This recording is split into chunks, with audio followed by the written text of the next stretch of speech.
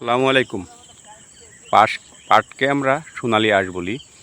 আর কৃষিতে পাট ছিল এক নম্বরে প্রধান, অর্থনীতিতে ছিল নাম্বার ওয়ান।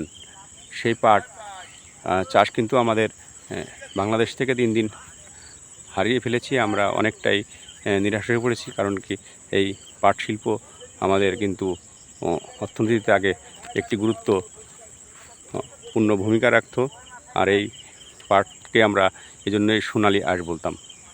আমাদের খুলনাতে এই পাটের অনেক জুট মিল রয়েছে, ফ্যাক্টরি রয়েছে, অনেক ফ্যাক্টরি বন্ধ আছে।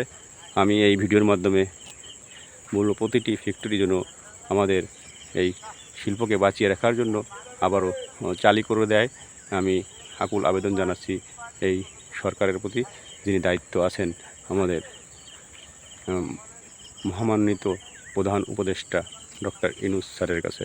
আর এই ভিডিওটি প্রচুর শেয়ার চাচ্ছি আপনাদের কাছে, যাতে আমাদের খুলনাতে যে মিল ফ্যাক্টরিগুলো আছে পাটের, সেই মিল ফ্যাক্টরিগুলো পিপুলস, ক্রিসেন্ট, জুট মিল যেগুলো আছে, সবগুলো জুট মিল যেন আবারও চালু হয়।